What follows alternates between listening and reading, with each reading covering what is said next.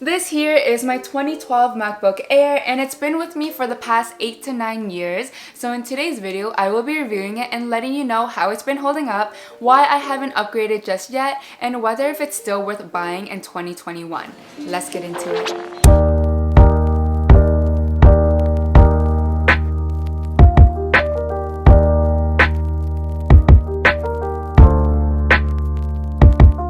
I got this laptop when I was a first-year university student, and prior to that I never owned one. I shared a big computer with my siblings, so in the past 8 to 9 years it's been holding up pretty okay, but I noticed that performance has deteriorated in the past 2 to 3 years. So let's first talk about functionality. This laptop has a total of 6 ports, 3 on each side, 1 for your Thunderbolt charger, MagSafe 2 charger, 2 USB 3 ports, 1 for your SD card, and 1 for your earphones. So for me, as a former student and casual content creator, 6 is definitely enough because I have not fully switched onto Bluetooth. I still have wired earphones, which is so nice that I can just put it in whenever I need to. Also, when it comes to the ports, it has 2 USB 3s, which is amazing because one, I have a wireless ergonomic mouse, which the USB 3 is always there, but I have an extra one for my external hard drive if I need it or anything else. So having 2 is amazing for me. And the SD card is again amazing because I know some of the newer models don't have an SD card, which is kind of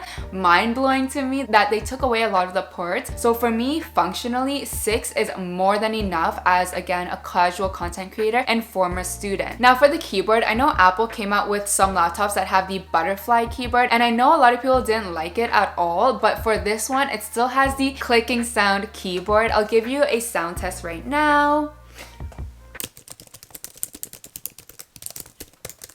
So for me, it's pretty satisfying typing on my keyboard. All the lettering is still there, nothing got faded, and all the buttons are still intact as well. And as for the touchpad, it still has the clicking sound as well. In the past, here and there, it did get stuck, but it's really easy to fix. All you have to do is just like hold down on the touchpad in different areas to lift it up. So I'll give you a sound test as well. So overall, all the ports, the keyboard, and touchpad is all good and all functional. Now let's talk about how durable it is, because it is designed to be light and thin, but it is extremely durable. Past 8 to 9 years, I have thrown this laptop everywhere, against my textbook, backpack, purse, brought it to coffee shops, in and out of my car, in and out of class, friend's house, and I have never had to bring it back to the Apple store for any physical damages. There are a few scuffs here and there, but if you just look at my laptop, you probably won't even notice it unless you're staring at it for a long period of time. Now let's talk about performance, because this is where a lot of the downfalls start to come into play. First up is battery. In the beginning, the battery was perfectly fine. It lasted an entire day, whether I was doing light or heavy work. But that is expected because it was brand new. If you bought a brand new piece of technology and battery is crap, you'd probably go back and exchange it. But 8 to 9 years later, the battery has depleted quite a lot. So when it comes to light work, whether I'm browsing on the internet, watching a few YouTube videos, it will last me about 3 to 4 hours before I need to charge it again. When I'm doing heavy work, whether it's watching TV shows, editing on iMovie, or watching YouTube videos, it will last about 2 to 3 hours before I need to charge it again. And it was really tedious for me in the past because I would like to go to coffee shops to get work done. But I always had to base the coffee shop or location whether it had a charging outlet or not. So this laptop will no longer last an entire day. I mean, if I'm barely doing anything, maybe it will.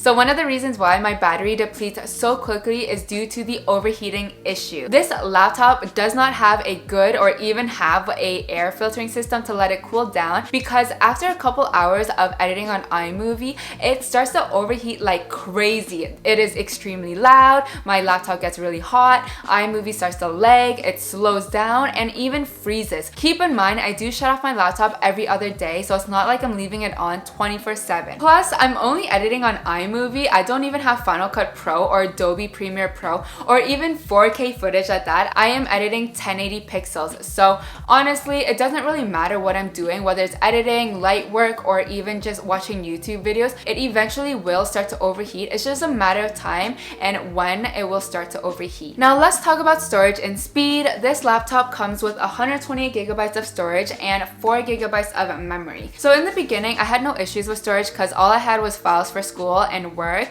It really didn't take up that much space. But 8 to 9 years later, I'm now creating content for YouTube and it barely holds any of my video file. So if I go into my breakdown of storage, you will see about half is compiled of system. And this is just system updates and the system in my laptop to operate and run. And keep in mind, I usually do a deep dive a few times a year just to delete any text messages, any files I don't need, apps I don't really use anymore. And what is left on my laptop is really just some files, apps that came with the laptop, and some extra apps such as Discord or Spotify. With that being said, it barely holds into my video content, and that led me to buying an external hard drive off Amazon for about 60 Canadian dollars, probably like 50 in USD, and it holds about 1 terabyte of storage. This has been a lifesaver for me, so if anyone out there is a content creator and having issue with storage, definitely invest in an external hard drive. This is where I keep a lot of my old files, a lot of my YouTube clips, a lot of my old finished videos. That way I can repurpose them and use them for future videos. When it comes to speed, it was really fine in the beginning, and again, because it's new, I would expect it to be quick, fast, and not lagging. Now it's been 8 to 9 years, and with the overheating issue, it really plays a factor when it comes to speed, because when my laptop's overheating, it lags, it slows down. So what I have to do is just, again, shut off my laptop,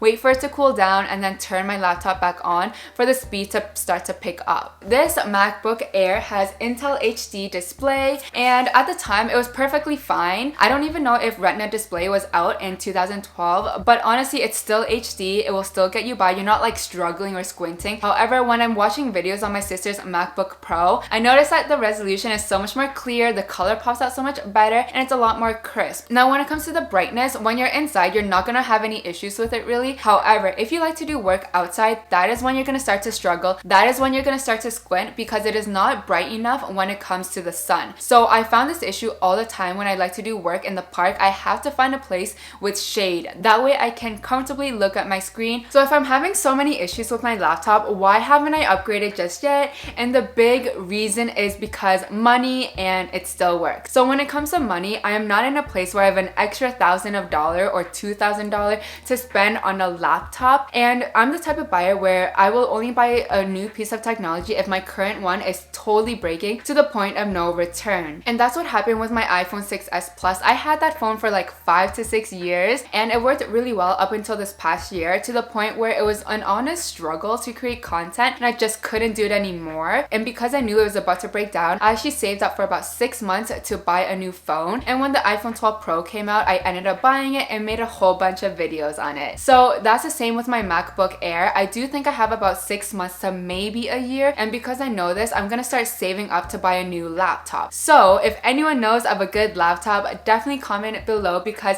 in the future I do plan on editing on Final Cut Pro or Adobe Premiere Pro and hopefully filming on 4K resolution. So if I do buy a new laptop, I want to make sure it can handle all of that as a content creator. Second reason is this MacBook Air still works. Yes, it is really tedious. Yes, I have to have a lot of patience with it, but it's not to the point where it's gonna break down of no return. And the thing is, my sisters have MacBook Pros, and I believe it's like the 2013 or 2014 model, and I've been editing on their MacBooks lately, and it's honestly really good. So because I know I have a backup laptop, I'm not in a rush to invest in a whole new laptop just yet. Overall, do I think the 2012 MacBook Air is worth buying in 2021?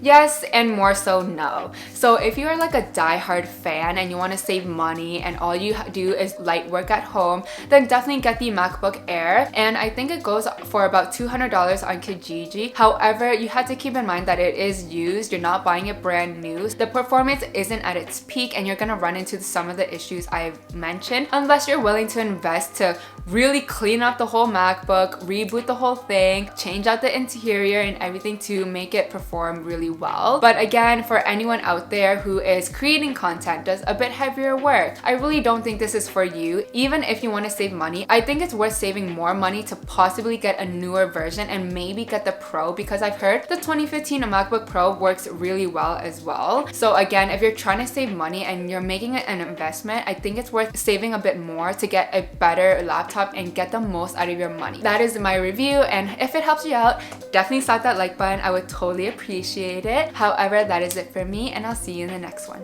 Peace.